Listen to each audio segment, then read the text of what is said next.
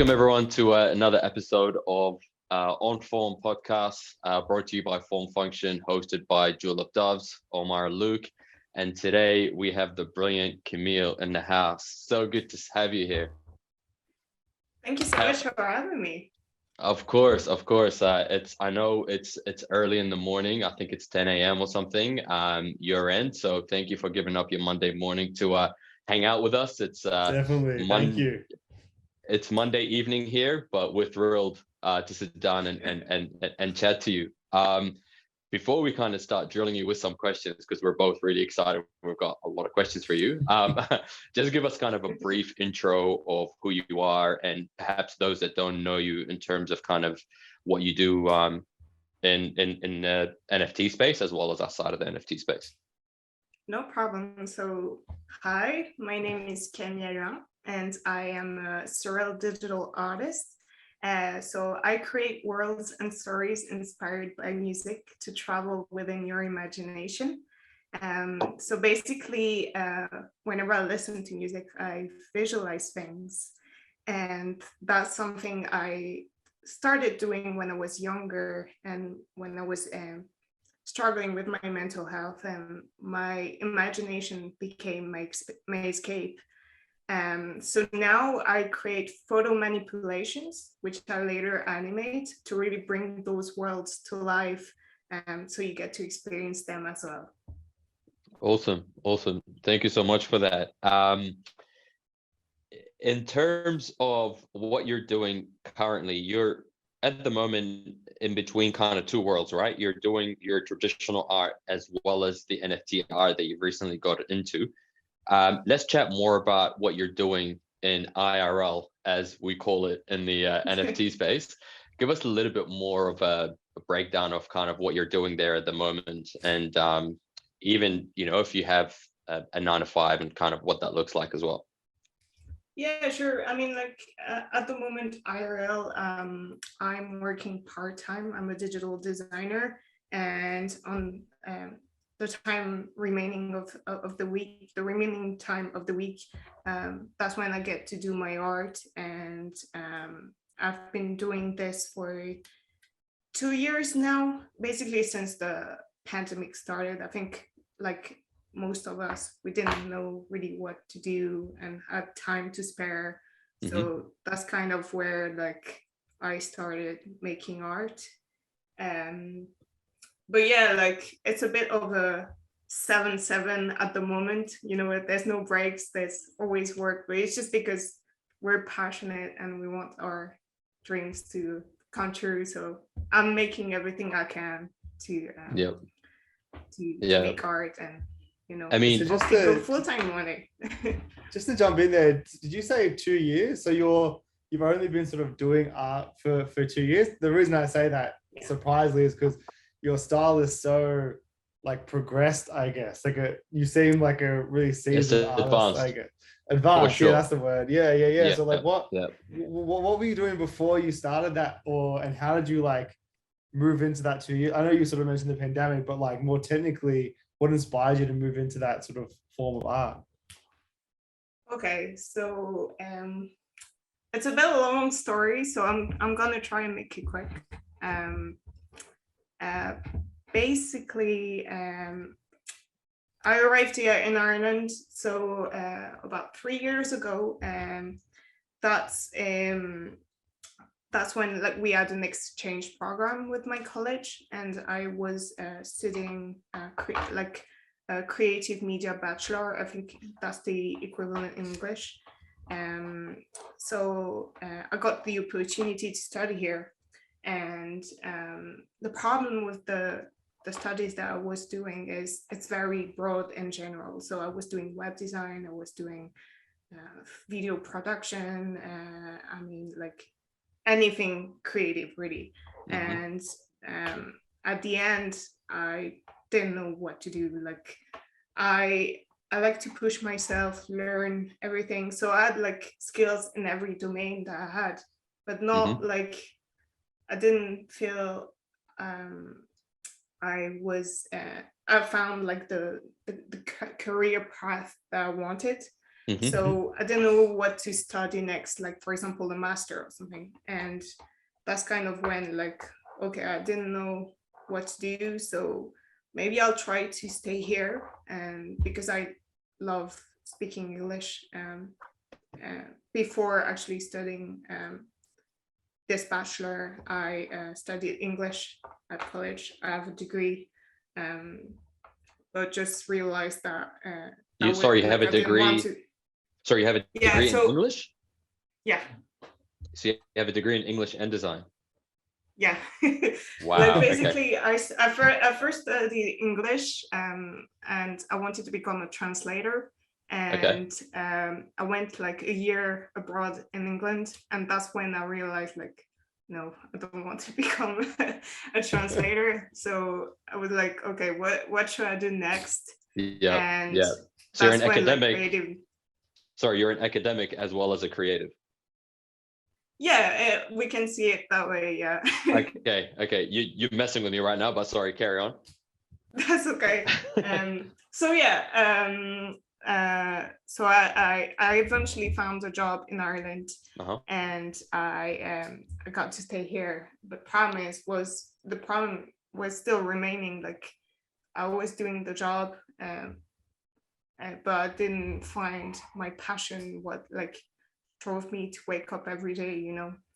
And the pandemic started, and unfortunately, I didn't get a chance to meet people. So I was on my own during lockdown. And, you know, like it was hard on everyone. And eventually, like I started to become a little bit depressed. And I have a past struggling with mental health that I think we're probably gonna dive deeper later on. Sure. But basically, when I was struggling as a teenager, like I said in the beginning, my only escape was to put on music and create those imaginary worlds. And during the pandemic, I was thinking, okay, I need to explore domains like web designs or anything just to see if I can find that spark that's gonna light me, you know, to carry on. So like I tried different things. First, I was kind of doing illustration, but it's hard for me to draw without any reference. So I quickly stopped. And eventually I thought, okay, Photoshop is something I've been doing for a while. I actually learned how to use Photoshop myself. So I was thinking, okay, maybe I can try and create things and like photo manipulations or collage and see how that goes. And when I was thinking, okay, what's going to be my subject? That's when like I thought, okay, well, I kind of picture things already whenever I listen to music, so it might be cool to try and recreate them. And I really wanted like to create a connection with people, and kind of on my hand it became like a journal where the artworks that I create are like memories to me. It's like a recollection of how I felt on a particular day.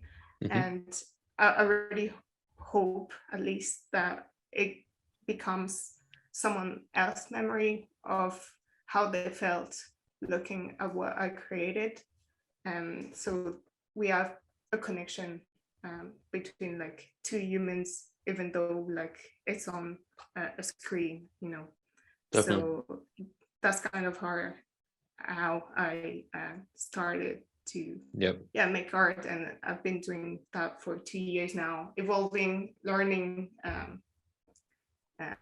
So yeah. As Luke asked before about the duration, 2 years seems to me crazy, because looking at your art, is so polished and seasoned. Like when I look at it, I'm just like, holy shit, there isn't anything out there that's kind of matched to it.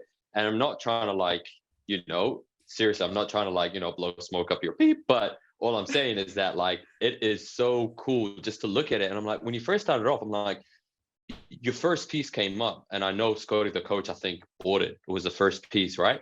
And I was looking at it and I'm like, hold on, like, this is messing with me. It's beautiful, but at the same time, like, I want to know more. I wanted to like delayer it because I couldn't figure out what the message was behind it, but like it's so clear that it had depth to it.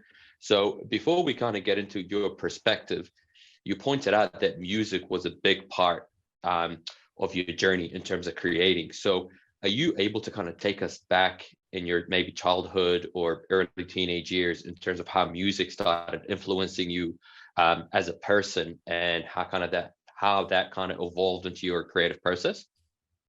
Yeah, that's no problem. Well, okay. This is the part of it where it's gonna get heavy, so just preparing myself. Basically, when I was like early teenager, I was bullied at school, but unfortunately also at home. And all I heard around me was negative, and how bad I was, and how like I shouldn't be where I was, or how I should look. And there was never like room for me to find myself, or even like explore and be myself. And when you're a child / teenager, like when all you hear is negative, you start to believe it. And at some point, it became too much. And like I tried to take my own life, and it was hard overcoming it, because those words that people were saying to me, they eventually became voices in my head that I would hear constantly. And something simple as looking at myself in the mirror, I always said to people, like, it felt as if someone was stabbing me, because it was too hard for me to live inside my body. And that's when, like, sometimes my parents had divorced, and I was living with my father at the time, and he was never around. So I was alone for a long period of time. And sometimes, like, it can be scary, even for, like, I was 13, 14, so I mean, it's not that young, but still, and sometimes I had my half brother to look after, and it was only 2, so sometimes it's scary, like you never know what can happen. And I remember, to kind of ease my anxiety, I have this clear memory of me lying down in bed, like looking up at the ceiling, and just putting on my headphones and playing some music to kind of calm me down. And at some point, I eventually closed my eyes and started, like, imagining, I don't know, like, scenes, or even, like, I was making some kind of video clips in my mind whenever I was listening to music as well. And that became something I would do often. Like, I'm an introvert, so it's hard for me to make friends or to talk to people. So I spent a lot of time on my own during, like, high school or college or something. And I would always have my headphones on and play music. So it became something that was systematic for me. Like, whenever I listened to music, I was, for example, in the bus, and, like, I was looking at the people around me, and I would starting to imagine, like, their story or what they could be doing. And at some point, like, I thought, okay, you're doing this too much, you're weird, stop doing that. Like, I wanted to become normal. So what the hell is that anyways? I know, but like when Sorry. you're trying to find, that's okay. Like when you're trying to find yourself and you're struggling, at some point you want to belong in a way. Of course, you start to meet people, and that's when I kind of like stopped doing that and said, okay, I have to prevent myself from doing this because this is just weird.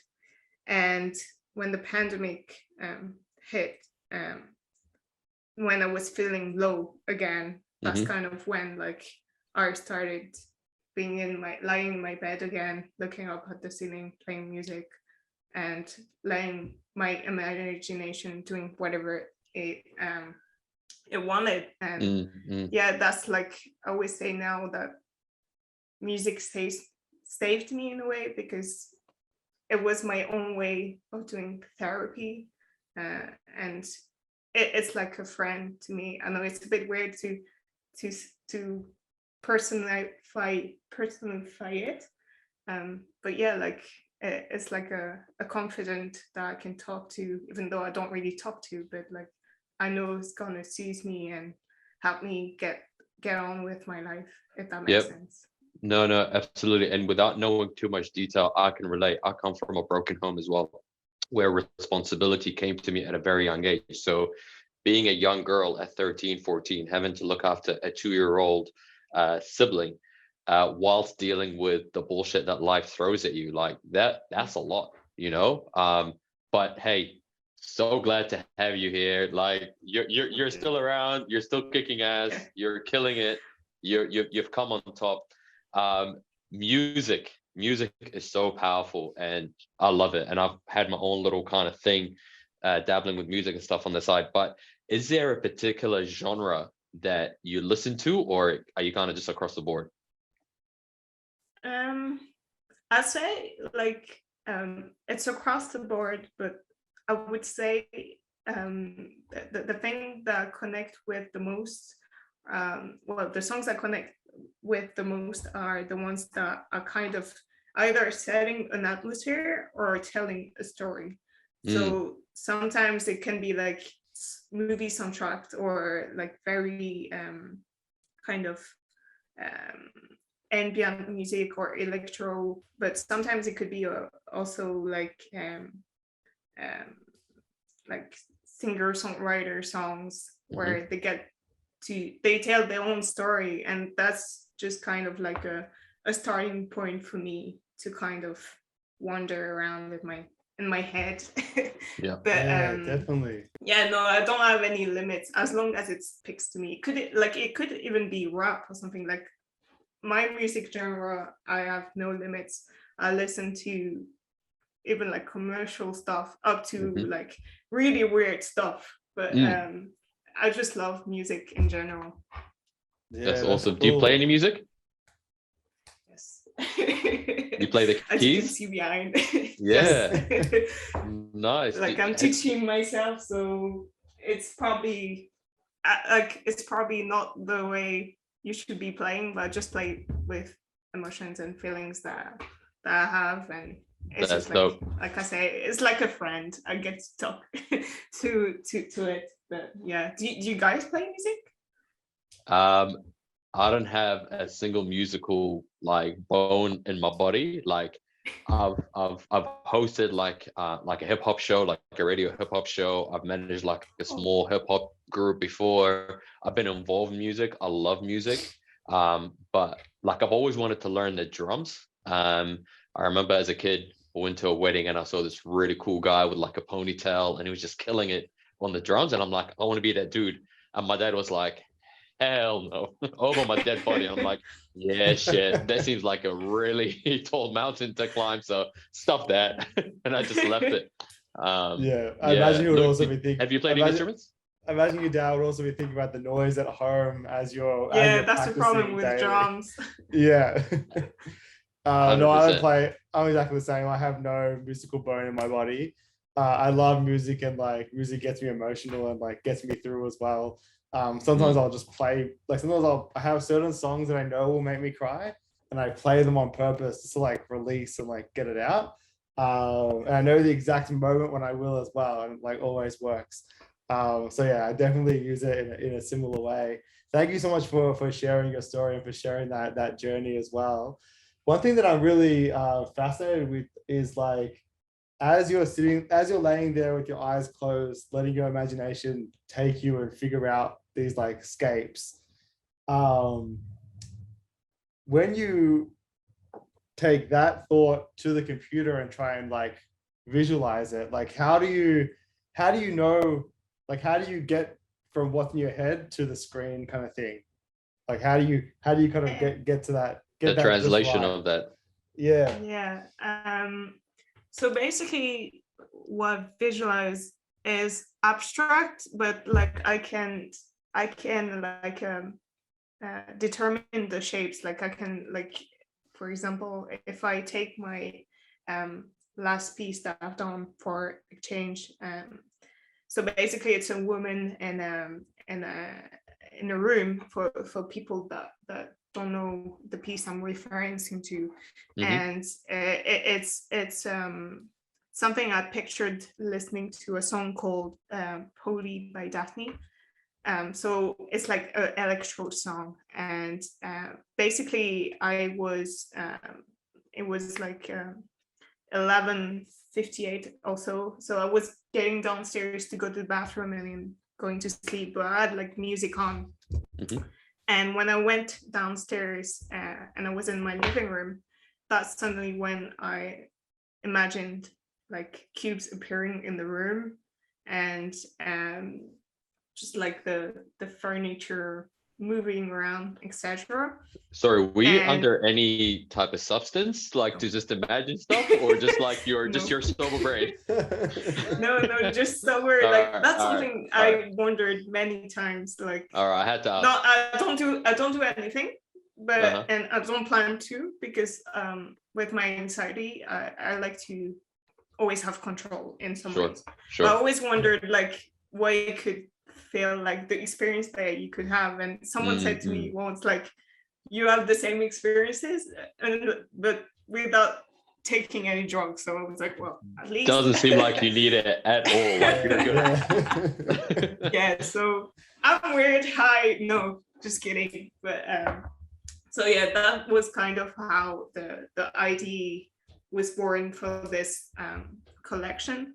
And once I had like this picture in my head, so I was kind of like imagining the way the woman looked like, so wearing a dress. And I think, I don't know about you guys, but like I think our art is influenced by all the things that we watch, that we listen to. So it could be movies, it could be like songs, it could be paintings that we see.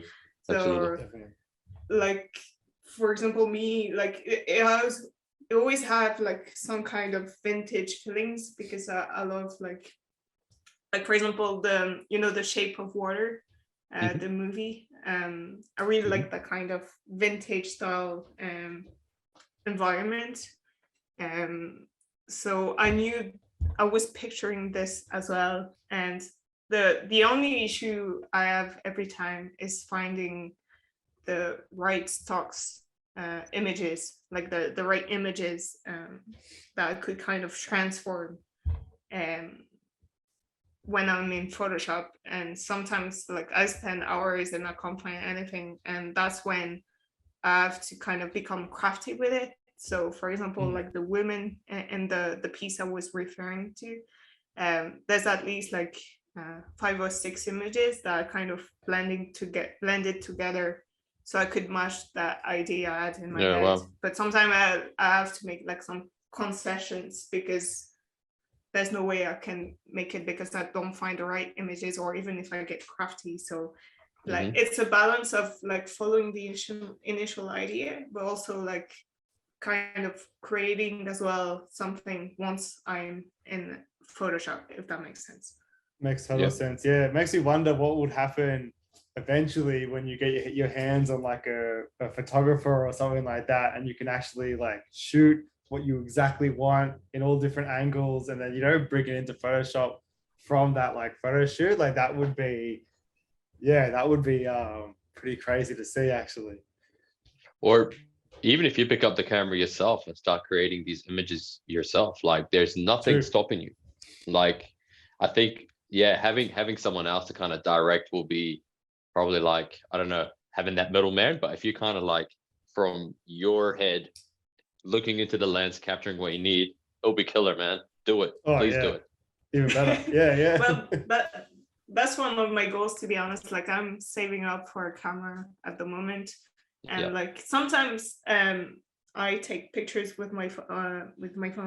Once I made a piece called "The Devil in the Details," so it's basically like a woman in a teacup, and I couldn't find any like you know, those porcelain teacup, they have some kind of drawings, etc.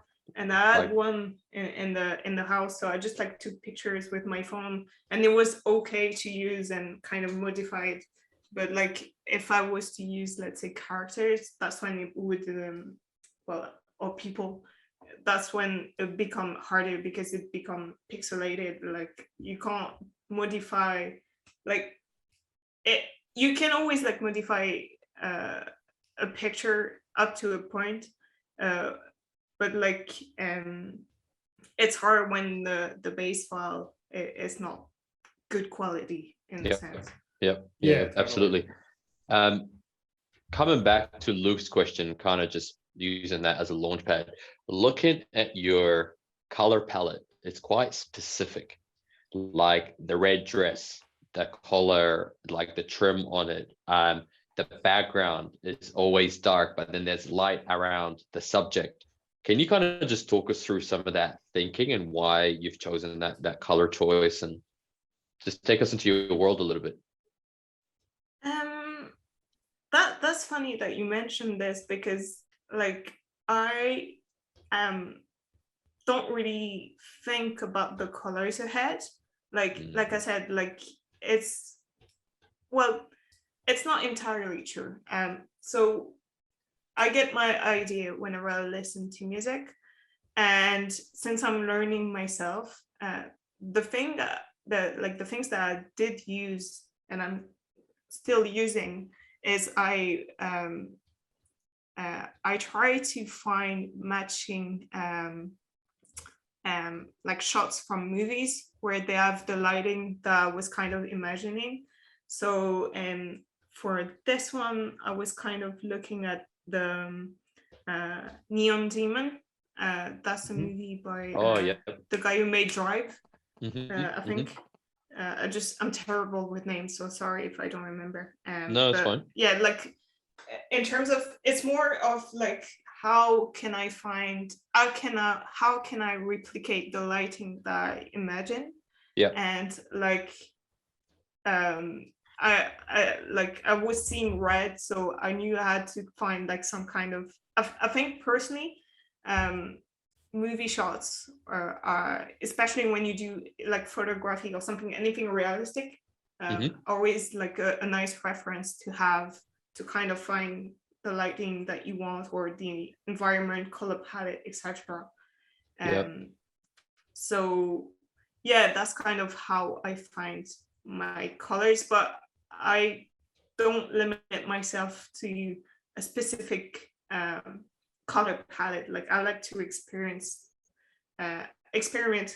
with different colors, like doing a dark scene or like a light scene outside. Like it's just wherever my imagination takes me, I just follow it, and that's how I'm just looking at your art. I'm not being rude in texting, but I'm just trying to kind of like, just so I can like make sure that I'm saying the right thing. Like there's always warmth, like in the three scenes that you've minted. They're all very warm, but there's a mystery there. And there's also, it seems like there's some sort of like, I don't know, like the windows opened up and there's a gust of wind because the lamp is going this way, the candle's going that way. And then there's the face. The face looks like some sort of a swirl. So like, talk us through that a little bit. I know this is like, since I started, this is a question that comes often, is like, why no face? Why you are hiding people? And the answer I'm always tempted to just say is like, why not? but Yeah. I'm not just gonna say that today. Like I'm gonna Thank give you. an explanation. But so there's various reasons why there's no faces. It's because first I'm afraid of eyes. It's like whenever you poke them or like a very close shot or whatever, I can't. Like for example, no spoiler, but last season of Stranger Things, I had to look away several times. Yeah, okay. All right. But so when you're on Photoshop, sometimes you have to zoom in real close to, like for example, mask hair, or like cut an element from a picture, and like that freaks me out. So I always cover the face for that reason. Second one would be that I love Daft Punk. They're my favorite band / duo. They're dope. And yeah, then, they're cool. So I like the mystery they always had, like not showing. Well, I mean, like you can find online what they look like, but just like the way they presented themselves and what they built around that mystery of hiding their face and just being a robot. That's always like an idea that really intrigued me. And last reason is I always thought that it will resonate with people that dealt with the same issues, but like whenever you're feeling low, you become one hell of a actor trying to hide it and pretend it's okay. Yeah. And I always wondered, like, what if we were to take those masks and show what's really going on behind? And that's kind of the idea of like putting like abstract, weird visuals inside that cut face. Yeah, absolutely. To kind of represent those emotions in a different way. Yeah, I love that. So representing like the emotion that you can't really explain, I guess. This is sort of like happening. Yeah. And like in that moment when it's just like racing and you don't know what to do, like that's kind of like captured in that swirl kind of thing. Yeah. Another thing, the cube, sorry to cut you off. The cubes is a consistent theme as well. But inside each cube, there's some sort of like a graphic in there, or perhaps some sort of like, I don't know, like in your latest one, it looks like charcoal pieces that are like, once they get really red, once they catch fire. But like the previous one, there was like some other finer details. What's the relevance of the cubes, and why have you chosen them? I know you did say that you see cubes sometimes, like, or imagine them, but like, why did you want to include it in this piece, and is there a meaning behind it? That's something I asked myself several times, because this is not like the first instance where I dreamed of like a woman with like cubes levitating around her, and that's, to be honest, like I don't know why I pictured cubes. Maybe like if I was to analyze my subconscious or whatever, maybe I'll find an answer. But I don't know why I pictured cubes. But the thought I did have going through this collection and like having each piece and trying to make them evolve throughout each of them is basically it was a representation of me accepting myself as who I am, and even though if that means like I'm weird, and that's okay. So first one was like, okay, the cubes are appearing and they're reflecting the space around. So that's, even though it's weird, we're still having a connection to reality. Second was like, okay, this is the transition. This is where I'm living reality, and I'm slowly diving into my weirdness. So that's when like the cubes start to change, and like they have those trippy textures, and the furniture moves around because that's like slowly moving. And the last one is like, okay, I'm weird and I'm fully embracing it. And if those cubes have to be here, like they have to be flamboyant, they have to be a main part of the scene. And yeah, that's kind of how I thought about it.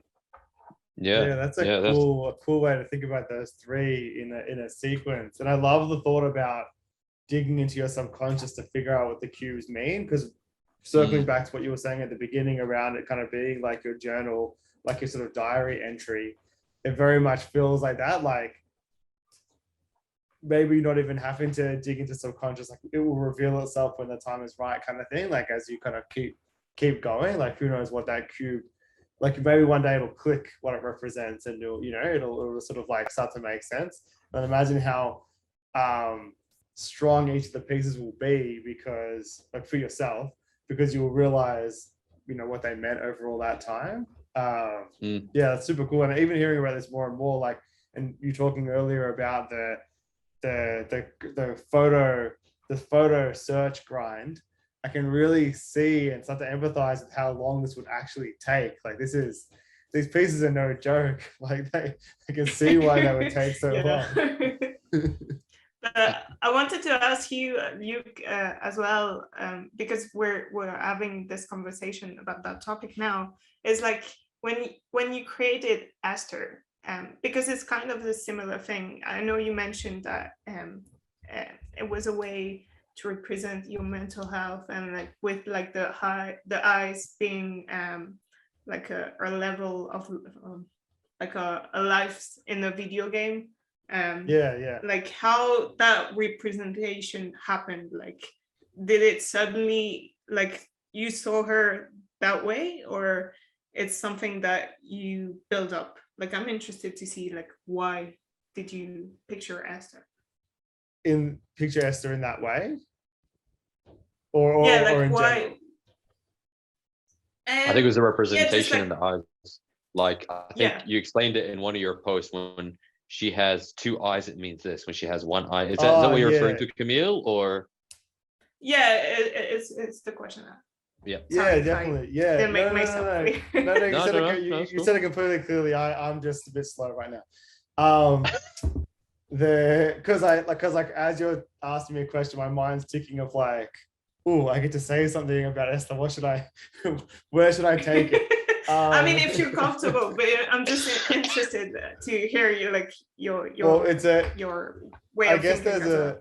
There's like I guess there's two answers. The first answer, which is very, very boring, is I'm very good at just making up things on the spot, and I think any designer is, in terms of like rationalizing quickly. So somebody asked me why does she have different sets of eyes in different pictures, and my answer was just like, oh, that's her health pool. She just has different health bars, and there was no thought behind that at all. And then when I said it, I was like, that's a really good idea. I'm going to run with that.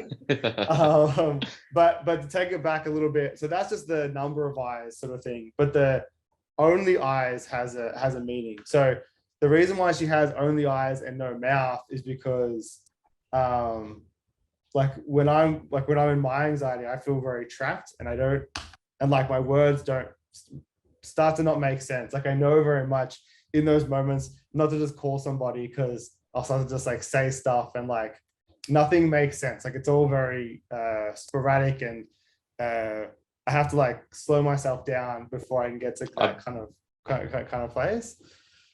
I've been on the other end of that phone call. I'm like, what?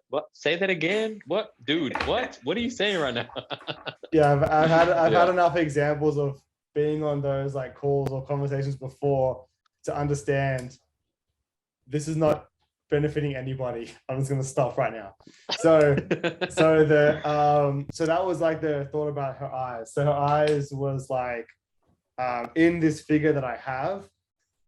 If I put a mouth on her, she just feels like any other character. She doesn't feel unique. She doesn't feel like me. She doesn't feel like what I'm trying to, like, very similar to like you're having your vision and then you're executing through Photoshop. Like she didn't look like how I feel, I guess. So I didn't know what I wanted her to look like. I just knew how I wanted to feel when I saw her. And then when I saw her with an eye to the side, I was like, that's kind of interesting. What I put an eye here, and then it was like it just like all fell into place, like one eye there, there and there, and now I can fit 5 in here. And so that was the sort of like the meaning behind the eyes, really, that sort of like thought of like I was saying, like I don't know how to express myself, I need someone to help me, or I need to like just like what's the word, calm down and like slow down. So Esther is kind of like, so that's why I speak for Esther in a way. So Esther will tell me and then I'll speak on her behalf. So it's kind of like I'm narrating her story, which kind of feels a little bit weird when I say it out loud, but that's kind of like how the thing is kind of going at the moment. Yeah, It's so no, interesting how like it our works. brain works, you know. Mhm. Absolutely. Yeah. No, that makes perfect sense now that you've explained. I don't think I've ever heard you explain that. Good question, Camille. Well done. Do you want to join our panel and be a podcaster as well? Because Yeah, Oh, jump no. on with us. I mean, once I become a bit more comfortable talking, like I'm slowly getting there, but like maybe yes, but now no, sorry. I've heard you talk on Spaces. You're more than comfortable. Seriously. Nah, you're super cool to hear you speak. Coming back to your pieces, I've noticed that they're all been set in like kind of a lounge setting, which is like a staircase, almost just like a hallway of like an entrance to a house or something like that. Is there any meaning behind that? I think it's just because like that happened in my living room. Okay. And like that's why I kind of, this is obviously not my living room because I don't have furniture like this, but I kind of like try to recreate at least a house and how I would like that house to be based on my influences. But like yeah, I think like the settings don't have necessarily meaning because one piece I did share on Twitter, but I'm not gonna put it for I'm not gonna mint it for now. Is I made this artwork called Light in the Darkest Places. And that was basically how when I was in the hospital, when I tried to take my life, I because I was a teenager, we had we had activities to kind of help us go through our issues, and one of them was movie Wednesday, and that's when I first watched Inception, and time at the end is a song. It's a special song for me because like it I grew up and became who I am today listening to this song, and each year or each moment in my life I listen to that song and I can trace each of them back up to that moment in the hospital and see like this is where I've come from, and that's what I kind of try to represent in that piece. So basically like half of it is a hospital room and the other half is a field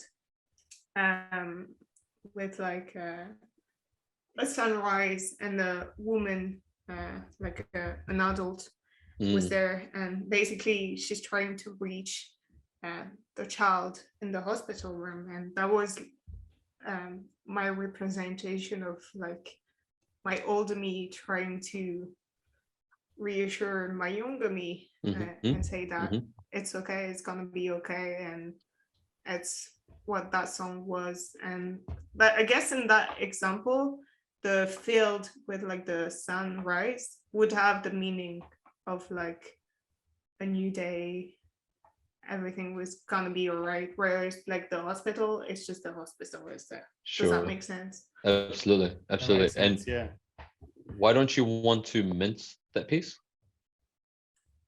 It's too close to okay maybe like if one day if I do mint it, I Yeah. want to mint it for charity, but I do want to make some research first and like find something suitable.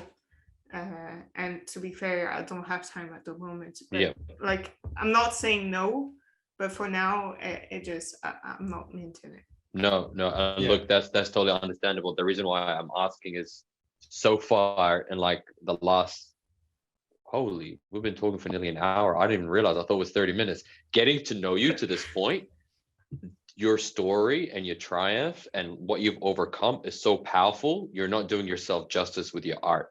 I'm just gonna say it out like just straight up. I think your story could help so many people that have been in your position, and your art can be really powerful, and you can start a dialogue talking to people who are going through a similar thing, but obviously at your own pace. But we love it. We can definitely see it heading in that direction. So that's Definitely. really cool. I wanted to switch up the gears a bit. Luke, did you have a question about Camille's art before we move on a little bit? No. Good to Okay, definitely cool. good to move on. Yeah. Cool. All right. I think in the beginning you undersold yourself a little tiny weeny bit because you've got like 11,000 followers on Instagram. You're like a celebrity to me. I've never spoken to anyone who's got that many followers on Instagram. Yeah. You've also got a YouTube channel of tutorials.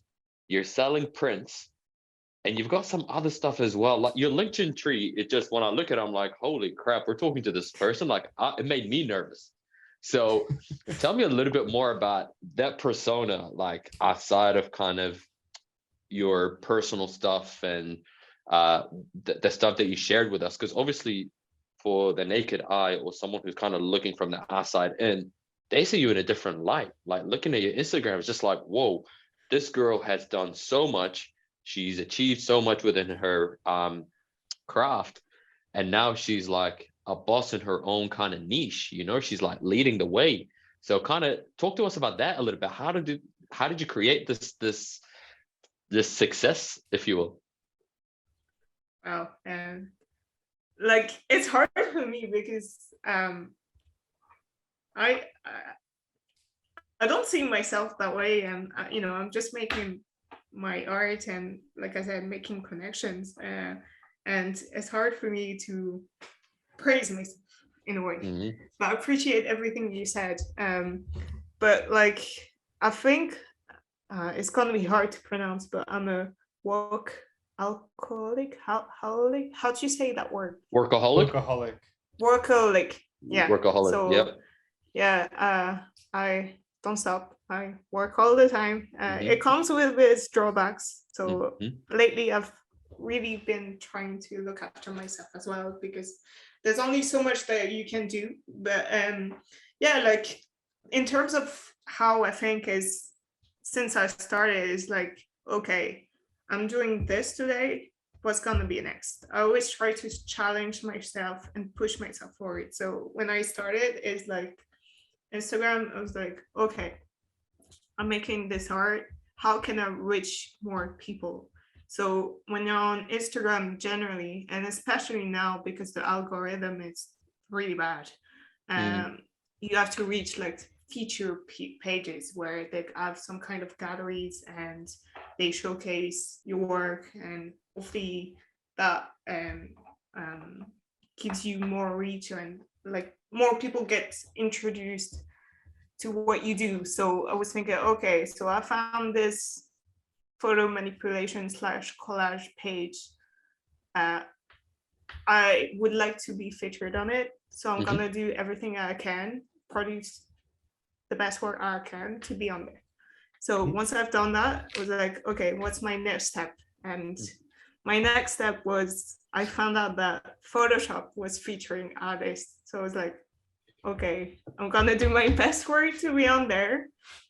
And I eventually got on Photoshop's page, and like I remember the time, like I was just like crying everything. Like it was one of the best days in my life. And we're like, okay, what's the next step?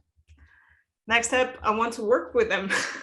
So okay, continuing the grind, always pushing myself forward. Uh-huh. And that eventually happened. So I got to work with Photoshop, and that was like that was really the moment where I was like, okay, maybe I'm not that bad at this. Maybe I have something I can pursue. Dude, you're Yeah. underselling yourself. It's crazy. All right, what did you do with Photoshop? Yeah, they have like this takeover, like artist takeovers for each month. Yeah. So like basically they contacted me. They had this theme which was around dreams, which was fitted for me. That was last September. And basically, yeah, they asked me to produce like 3 artworks, I think, in the beginning. But to which I narrowed it down to 2 because the timeline they gave me was just too short. And like I was working part-time, but more days than I am now. So I was working like 4 days a week. And to give you an estimate, like a piece can take me up to 30 hours. So like that was just not possible for me to create 3 artworks within like, I think they gave me like 1 week or 2 weeks. So I did like 2 pieces for them. One was Peur Bleu, which means like in English is like a fear, but like a specific type of one. I don't know how to express this idea, but basically I just found that even though it's something that has fear involved, I just like I found the name very poetic because literally means blue fear. Blue fear, yeah. Yeah, and I created this piece where basically it was a woman in her in her bedroom, sorry, and on the bright side it was just our living room, and on the dark side there were like thorns appearing. And I'm really interested about this idea that dark or creepy can be beautiful, and even if at first it can be unsettling, you can find some kind of comfort in it. So that was like the idea behind the first one. And second one was entitled where dreams are born. And that's when like I was inspired by this idea I was mentioning earlier, that we get like, we watch movies, we read books, and they plant those seeds in our heads. And when we go to sleep at night, that's where like our dreams get to develop. And yeah, that's like where dreams are born. Yeah. So, wow. Yeah, that's so the stuff I did with them. If our listeners want to find those 2 pieces, where can they go to check them out? I think, I mean, like obviously you can go on Instagram because like all my work is there, but on my website as well, actually sells those for prints. Oh, dope. But yeah, like you can find them on my website or like Instagram. Awesome. But like I evolved a lot since that day, to be honest, like since I'm learning by myself, like my... Oh, so give us a quick plug while you're here. What is your web address so people can get there? My address is just like my name, so camillealuan.com. Awesome. It's all good. We'll put it in the show notes as well, just to make sure people access those links. Yeah. All right. So we've gone from your journey to this date. Like you've taken us back into your kind of teenage years, your struggle, how that's influenced you, music being consistent throughout this entire thing. We've jumped up to get to know this 11K follower Camille as well, who's just intimidating for me. I'd rather go back to the other nice one. No, I'm kidding. You're intimidating. You are. Just before we move on first, I'm keen just to understand in that. So you mentioned a lot of things in that sort of moment just then about sort of being a workaholic, about like setting goals and like achieving them and sort of moving forward. Like just going back into that moment for, because I'm very similar. I'm very much a workaholic as well, and I don't know how to feel about it. Like, do I embrace it and I just love doing this stuff, so that's okay, or do I need to find balance? And I'm the same as you in how you have your goals and then you'll just achieve it. Like 1 year I was like, I'm a really shit writer, I'm going to figure out how to write this year, and then I figured it out and then moved on, kind of thing. Not that I'm a great writer by any means, but like just like setting those like real hard goals. But when you do You've definitely that, like, improved, man. Yeah, with your writing, you've definitely improved. oh, definitely. Yeah. Like everything that I kind of set out to do, I definitely make sure, thank you. I definitely make sure that I get there. But like with that mentality and how you go through it, like I'm really interested in how do you form the next one? And then like, so once you did the Photoshop, then how do you realize it in the moment? Like, this is what I want to do next? Or is it like after? For me, it's always, like you say, like I'm always very much thinking a step ahead. Like I'm always thinking 5 things. I'm like, I'll do that one now, I'll do that one later. And, you know, like, how do you manage that sort of part?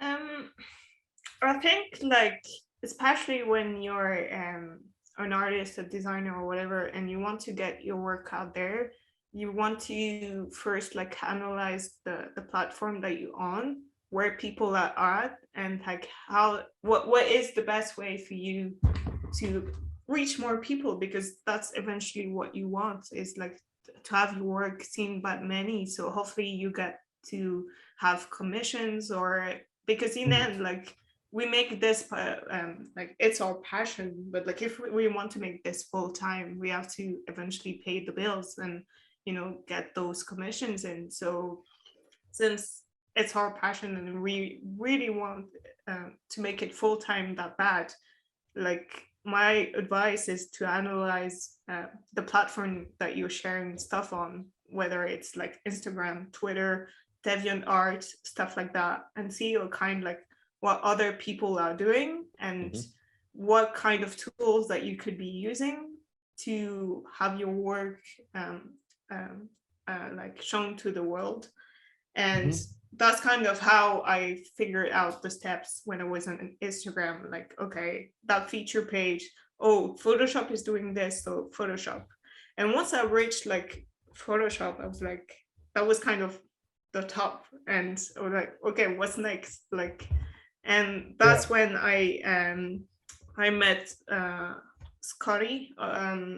It goes by Scotty, the coach, I think on Twitter. Yeah. And so basically, like, he's a Web2 coach for side hustlers like ourselves. And I attended like one of his boot camp, and we just like kept contact after that, because we like, it was nice chatting to each other. And I was kind of like thinking, okay, I don't really know what's next there. And that's when he kind of introduced me to say like, okay, NFTs could be cool for you. But back then, like, I don't know if Solana existed already, but like it was all Ethereum. And at least I tried to live a sustainable way. And like with the gas fees and etc., I was like, no, I don't want to do this. And eventually he joined the Solana community and came back to me several times saying, you should really have a look about NFTs, etc. Up to a point that I was kind of lost, not finding goals for myself, and thinking like, okay, how do I get those commissions in, or how do I sell my work, etc. And that's kind of like he said, okay, try and come on Twitter and observe the space first and see if that's something you could be interested in. And that's what I've done for a month or so, 2 months, I think, actually. And then I eventually made the leap and started selling my own work. And right now I'm doing the same thing. Like, I'm on Twitter. So basically I would like follow Luke or Omar, or I don't know, like Laura from I'm L'Oreal, or John Lee, and try to see, okay, so their experience here, what are they doing, and what are going to be my goals or steps to kind of obviously not achieve that level, but just try and like reach slowly and improve like my NFT journey in the way, if that makes sense. Oh, I think Omar just rugged to me. That's right. He'll come back. Let me just close my Discord. I'll open it back up. Yeah, no, that's a really, I've never thought of like analyzing platforms on that level. Like every time I find a new platform, I'll definitely like watch the YouTube videos on like how to game it and that sort of thing, and how to, here it comes, how to understand it, how to like do it like right. But I never like put my heart and soul into it. And Twitter is the first time I've actually put my like soul into it, because I agree exactly with what you were just sort of mentioning. Like I felt like from a creative standpoint, I was at my creative limit before NFTs in terms of how far I can get on like a dribble or on like a dribble or on like Instagram or through my commission work, which was always like banners and stuff like that, which is why I'm good at doing banners now. But the like it's given me a new life, I guess, NFT space. Like it's really brought my creativity back to life. It's given my creativity like solid purpose. And it's honestly not even to do with selling the NFTs, because what I find is when I get that money, it doesn't affect me. Like it doesn't, or the first time we sold Milk Toast out, it was really exciting. But then after you do it a second time, it was kind of like, what's all this money for? You know what I mean? Like it wasn't, it definitely isn't for the money. It's more so for that story driven brand building sort of side of things.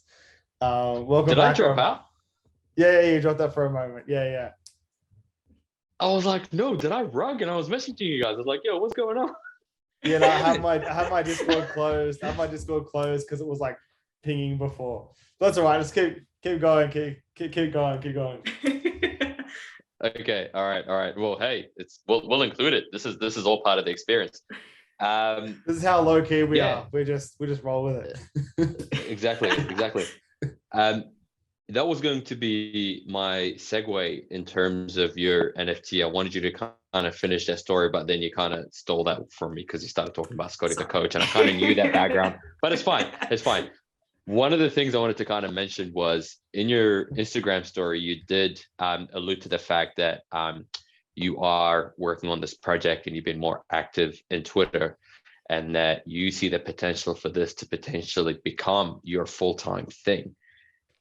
That's crazy. Like if you're putting in that much effort and thought into it to really become the full-time thing, then you must have some serious plans up your sleeve in terms of what this series could look like. Oh, absolutely. Like, to be honest with you, like I have 4 or 5 collections already planned out. All I need basically is time. Wow. It's wow. Like when I say I'm a work, it's so hard to pronounce. Workaholic. Workaholic. When I say I'm a workaholic, I don't joke. Like I work all the time, and even though like social media, like you don't see a new piece every day, something like I'm working in the background, whether it's art or it's website or marketing, or and when it comes to NFTs and the Web3 space, I'm just like Luke said, like obviously when you want to make it full-time, you have to pay the bills, so that comes into play.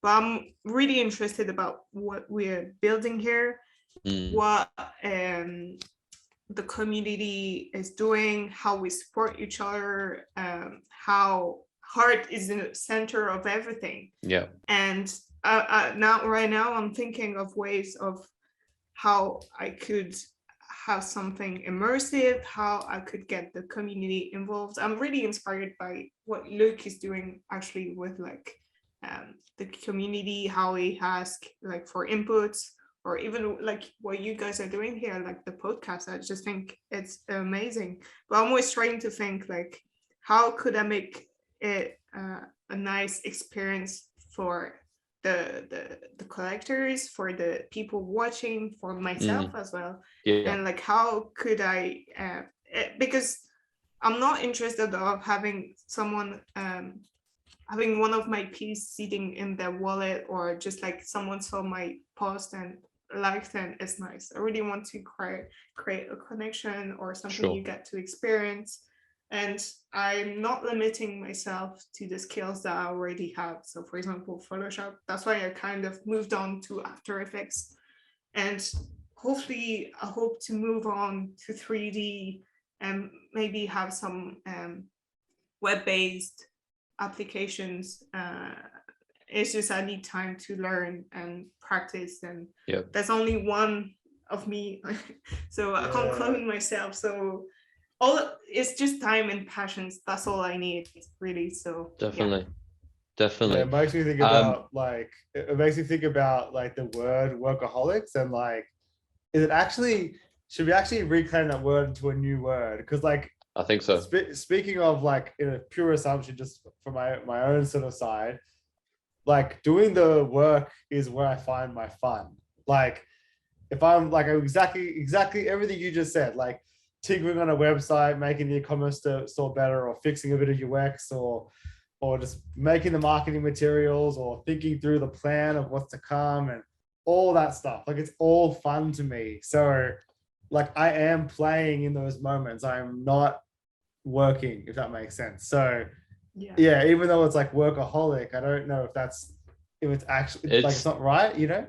It's not necessarily, it's not, it doesn't feel right work, because what you're doing is you've created the art and then you're doing everything around it to package it up. So like when I'm out there in the streets shooting, I come back and I've got like thousands of frames that I'm going through, and then I'm going through the process of selecting them, editing them, figuring out what the story looks like. And to what you're saying, Luke, like that's just pure fun. I just got music in the background and I'm just in the zone. It just needs time, but then there's sacrifices to be made, right? Because then that's time away from my family, that's time away from my friends, time away from my 9 to 5, which is I've been doing shitloads of. I've just been slacking off.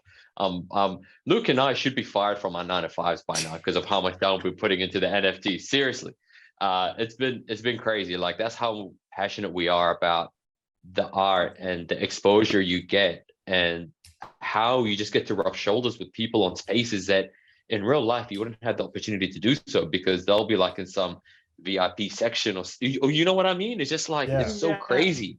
Like even talking to you, a French artist who's based in Ireland, and now we're sitting here face to face talking about art. Like if you had told me this 2 years ago, I'd say to go do one. You know what I mean? Like it's crazy. It's absolutely crazy. Like yesterday I had a call with my best friends, and I said to them, oh, tomorrow I'm having a call with like Australians and we're gonna discuss art or whatever. It was like, okay, stop being bougie, stop being like I'm just like, no, that's how easy it is within like the Web3 space. Like we connect from all over the world. Same with Americans, or I think that's a bunch of Indonesian people. Like there's no limit, and it's just like the passion is at the center, and no matter where you're coming from, like it doesn't matter. Like we're just in there together sharing what we love. 100%. And it's as fast as our brain sparks as well. Like my brain sparks real fast. So like I noticed you had commented and liked a few of my posts. I remembered your avatar. And then you asked me a question in the space. And as soon as you asked me the question, I checked at your profile, saw your profile, finished the space, and was like, hey, do you want to come along to the next fair? Like it was that quick. Yeah, for sure. So your journey started off with music, right? You get your imagination, inspiration, and it's pretty much the underlining kind of baseline of your process. We've spoken about photography and potentially you getting your own camera, which I'm very excited about because I'd love to see what you go out there and capture. But what I'm interested in is, are you gonna like make that circle whole and start making your own music to infuse into your pieces? That would be next level. Like like illustration, photography, music, like like seriously. That's definitely something in the works. Like I have Ableton on my computer, and whenever I have like some time to spare, I Yeah. try to learn like chords and try to play around on the piano, see what's coming, trying like Mhm. bunch of instruments to see kind of the sounds that I could be creating with. But Yeah. yeah, like I'm trying, like it's hard to do everything at once. So again, time and patience. But that's why I follow like you, Omar, for example, because we mentioned photography, because I follow people that are making it into this area, and how I could learn from them, and how, you know, like we could share and our interest and help each other. And yeah, like I'm trying to go full circle, and to be honest, that's not even my ultimate goal. I kind of want to share it because it's something I want to see in the long term, and that struck me last week when I was in Dublin visiting this museum. And basically they had like a black room, so it was dark, and they were just like projecting a movie. And that it was really that immersion of being in a room with no light, just not like in the cinema, because in the cinema you're sitting uh, sometimes far away from the screen and you can't just like move around to see what's going on. But just being in the room where you get to have the movie projected and have the sound surrounding you. My goal ultimately would be to have obviously those online experiences, but also IRL experiences where I'd love to have a room with screens all like top, bottom, floor, and be able to create like a full-on immersive experience with videos and merging like the digital and real world. That's really something, like every time I'm doing something, I'm making an artwork, I always have this vision in my head that maybe one day people will get to experience it in real life too. You know what? That's not even far-fetched. There's a studio in Japan called Teams Lab. I'm sure you've heard of them. Yes. Yeah. Yeah. When I was in Tokyo, Yeah. that was the number Oh, one you on the list. saw I had to it? go see the out It of must have this been world. amazing. Like you just go in there, you just start getting goosebumps. Like if you're vibing on that buzz and you like art, you understand it, you kind of get enchanted by it.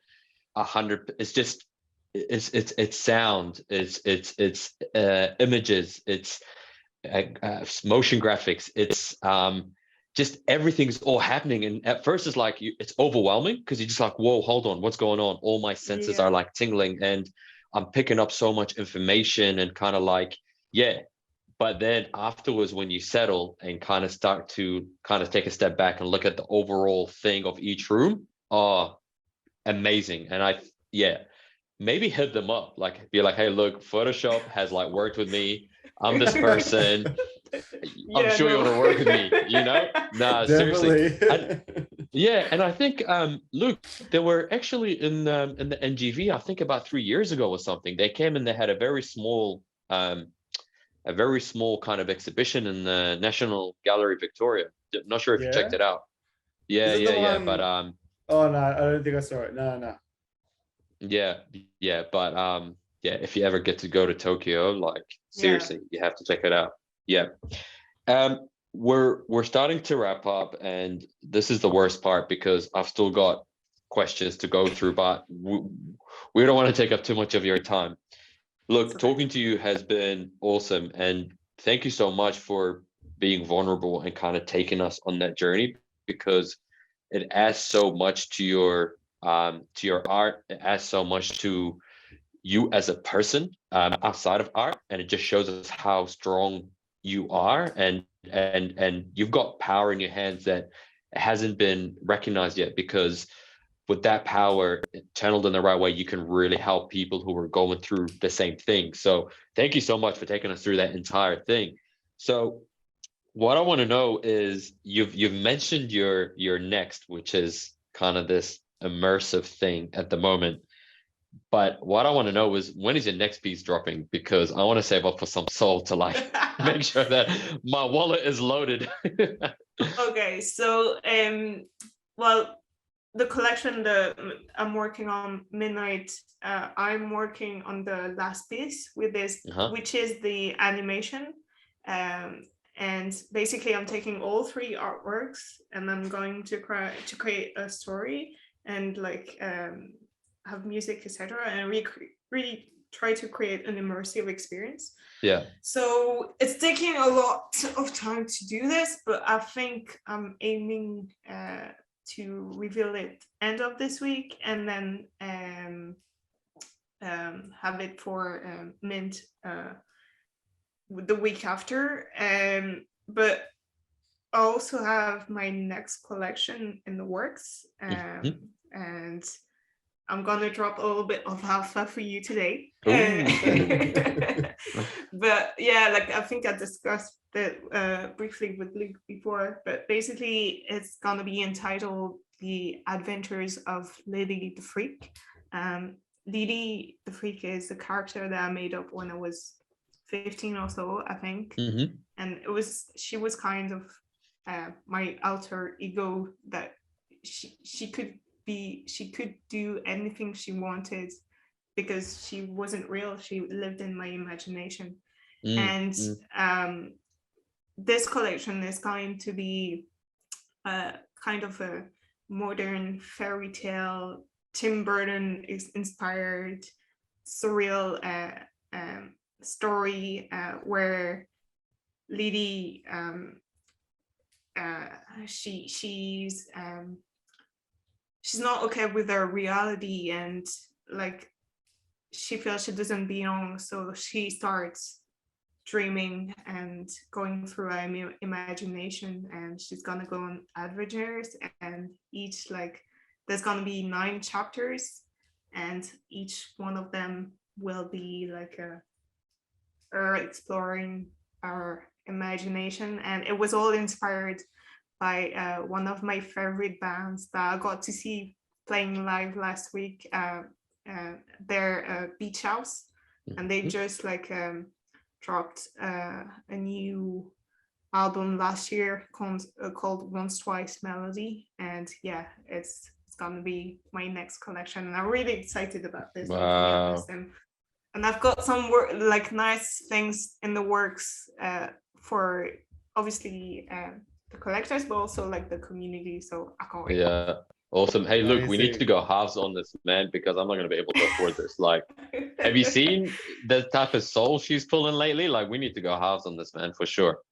Yeah, Help me out. Help me out. Yeah, I was gonna wait till we stop recording because I want to ask sincerely, but please let us know, like DM us when it drops so we can make you're sure too kind. You don't have to. Because I miss things. If you could throw it to the mob or something like that. I miss things. I missed too many things. I missed Gambas the other day. Like I fell asleep and I was like, fuck, I would have outbid Zeno. I was ready. Anyways, please DM us. Yeah. And yeah. For sure. When you're on DAO. Well, no, I won't. No, I won't get into it. Too soon. Okay. Just before we wrap up, did you want to plug in just your Twitter, your Instagram, your website? Tell us. Okay, well, if you enjoyed this conversation and you seem like you could travel within your imagination yourself, like why don't you join me and hop on board on either Twitter under like my @ is Camille, is it dash in English, _Alluin, which you can probably see on the Zoom video there. Or like Omar said, it's gonna be in the links. That's where I'm most active at the moment. But I also have an Instagram, which is just my name, Camille Alluin. And I also have a website, which I plan to extend in the next coming month. But then again, like everything is in its own time. And yeah, I have a few of my oldest pieces that I'm selling as print at the moment as well.